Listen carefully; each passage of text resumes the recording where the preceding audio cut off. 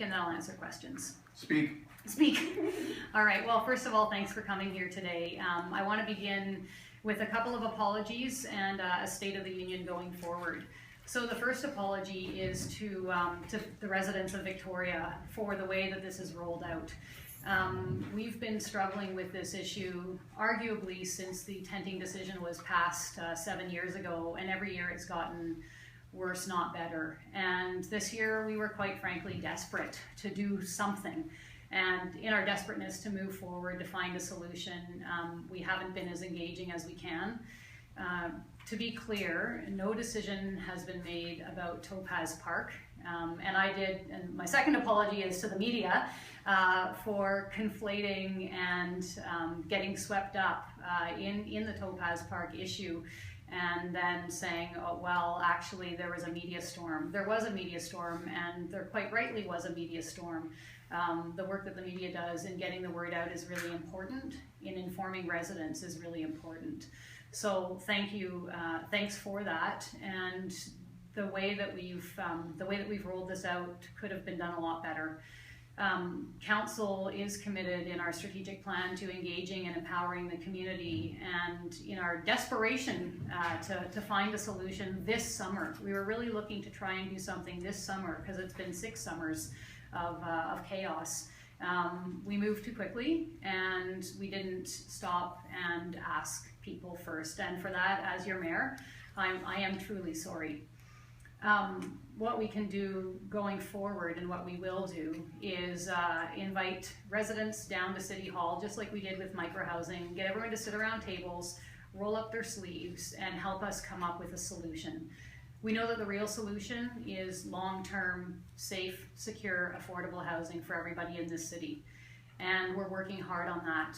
We're working with the Coalition to End Homelessness. We're working with our partners at BC Housing. We're working with the nonprofit housing providers. And we've even had some developers come forward and say, hey, we'll build affordable housing if you make it easier.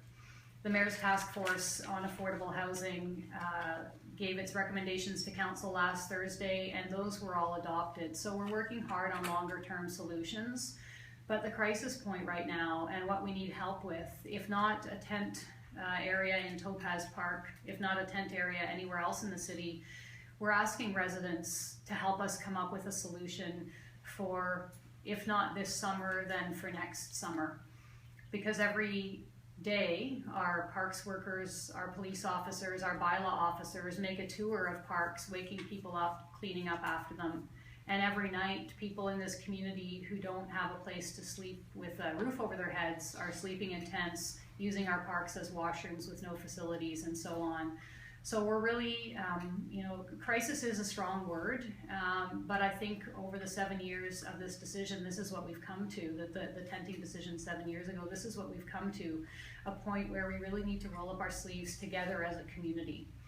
So we'll be looking for input. People who live near Topaz Park, take a deep breath, let your shoulders go down a little bit. I can guarantee you that nothing will happen there without significant input, if at all. Maybe it's not the right location, maybe a tenting area isn't a good idea.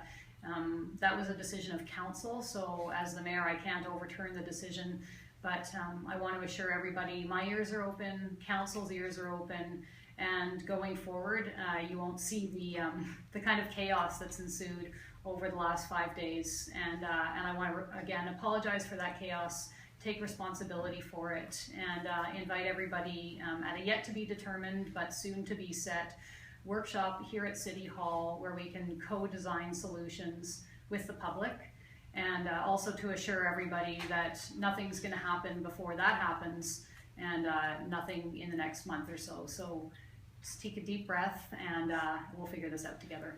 Lisa, how does it feel to apologize for trying to find a solution to a critical problem here in Victoria? How does that feel? Well, I think that probably elected officials, well, I don't want to make generalizations. It feels okay to apologize for a misstep. It feels necessary. It feels trust building. I ran on a platform, and not even just me, our council, if you look at the strategic plan beside, it says engage and empower the community. and we haven't been very engaging, and we certainly haven't been empowering. I'm not apologizing for trying to find a solution.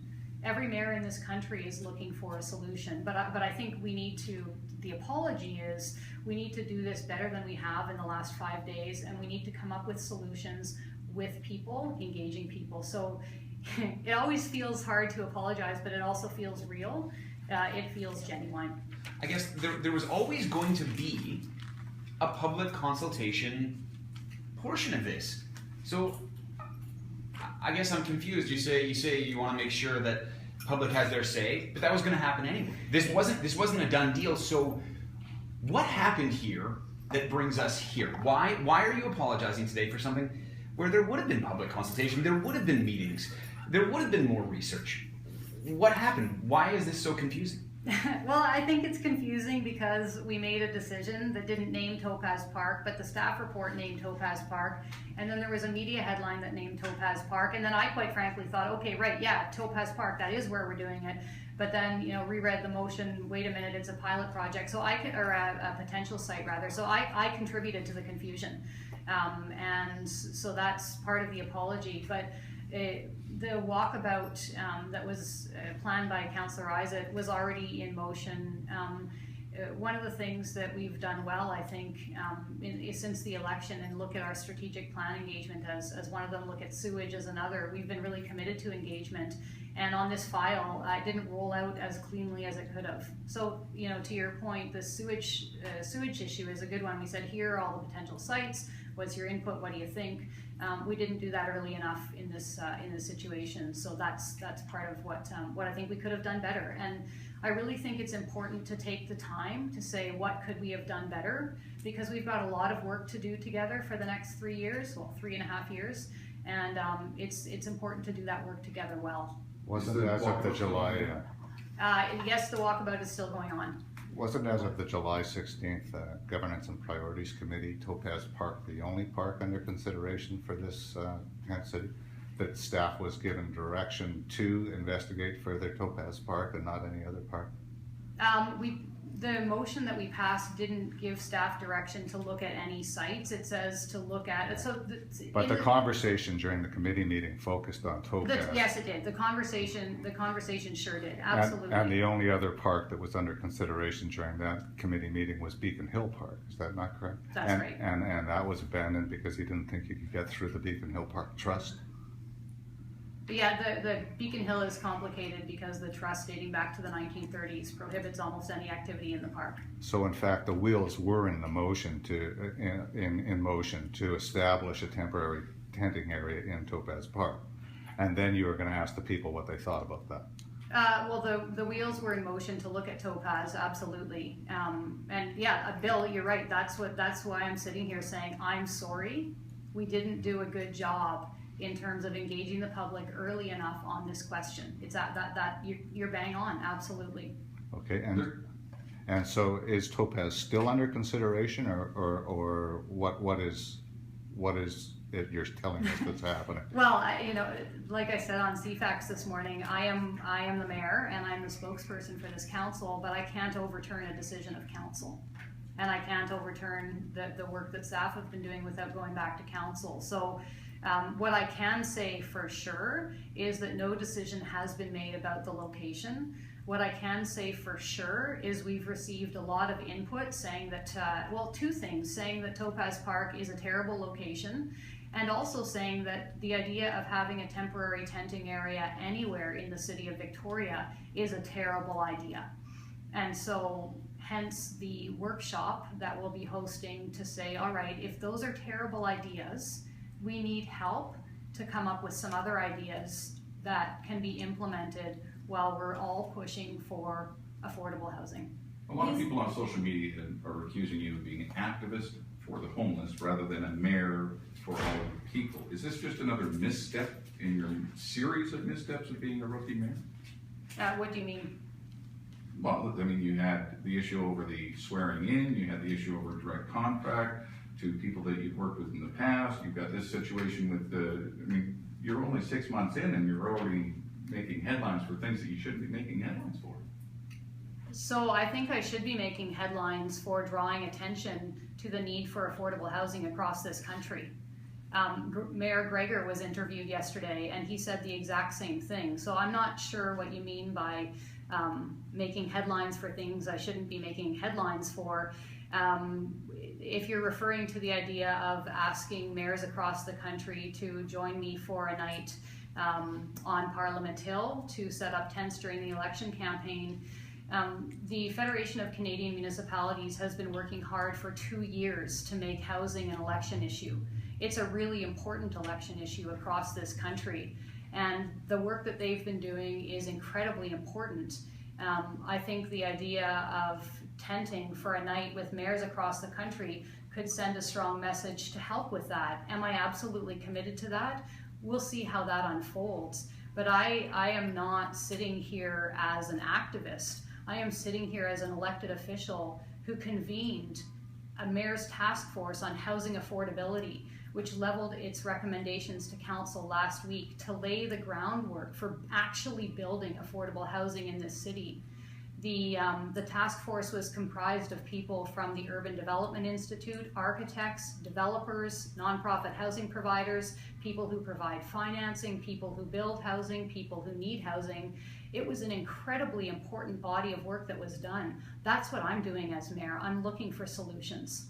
Mayor, if the feedback comes back, never in a park, ever, from people, where does that leave the city? Where do you go then? Well, what we're looking at right now are what are some facilities that we own that could potentially be used, if not for a temporary tenting area, because some of them may be indoors, as a place for people to go when the shelter beds are closed by the province during the summer. So we hear loud and clear this isn't desirable. And as I said in Bill's story last week, I never thought I'd be sitting here having a conversation about the need to set up a tenting area in the capital city of British Columbia or any other city in this country.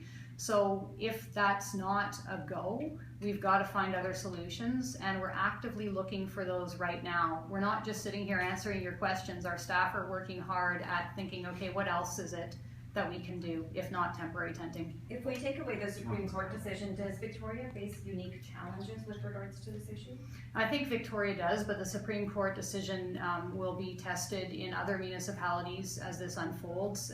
In Maple Ridge, as I'm sure you're all aware, there was a tenting area set up. I think the province has stepped in to offer money for a shelter in that community. So this is not a Victoria alone issue, although because the Supreme Court decision was made about our city, we've been left to try and figure this out on our own.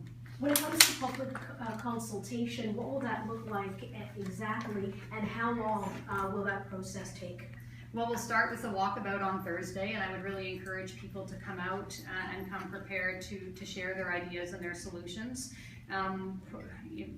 August is a terrible time to do any kind of public engagement because people are away, members of the public as well as our staff. So I would imagine that in September we have a workshop that I described earlier where we invite members of the public to come and sit down at City Hall, roll up their sleeves, and help us design solutions. When we did that with micro-housing in May, it was amazing the kinds of input that we got. Everyone from university students to interested architects to our police department sitting down together looking for how could we make micro-housing work, and we can do the same with this issue.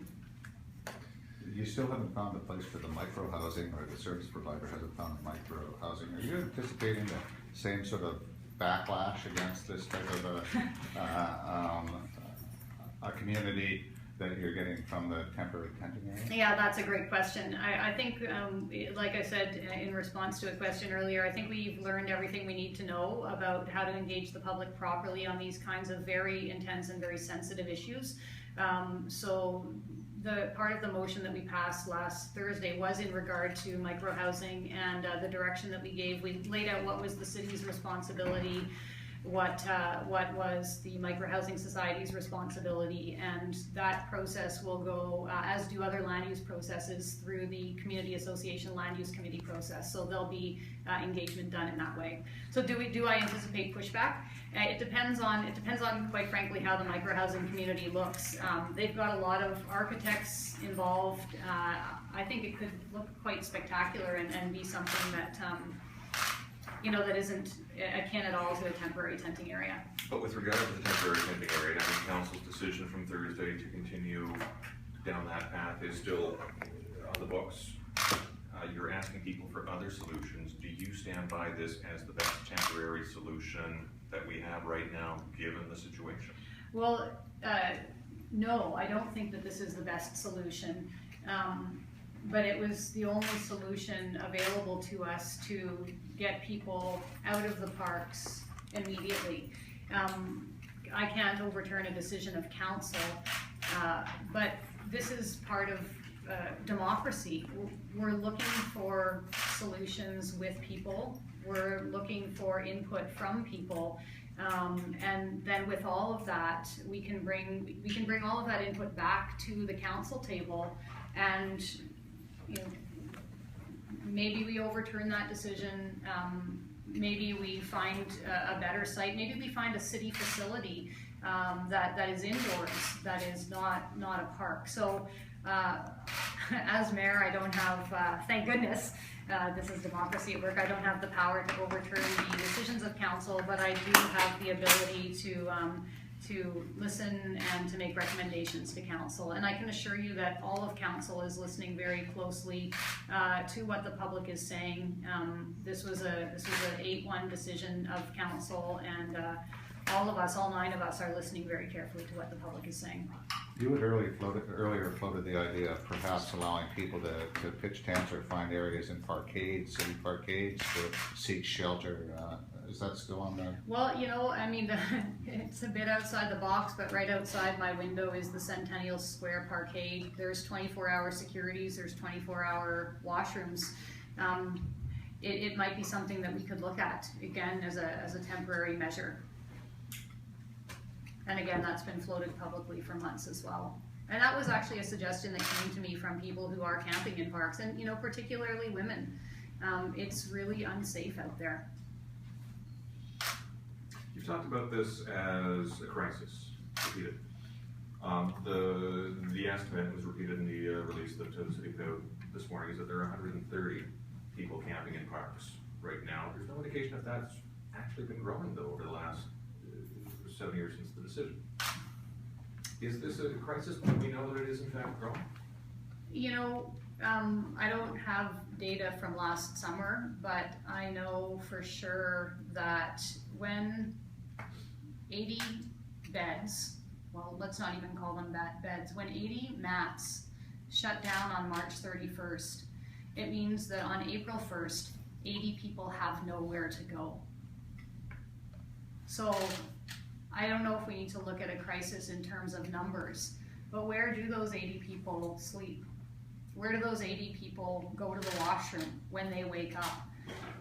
The estimate from the Coalition to End Homelessness is that we need 367 permanent, secure, affordable housing units, and that would go a long way to end the crisis. So I don't think a crisis can be determined only by numbers. Part of the reason that this has come to this discussion is we've received hundreds of emails from people living near parks, from businesses near parks, saying, please council, you've got to do something.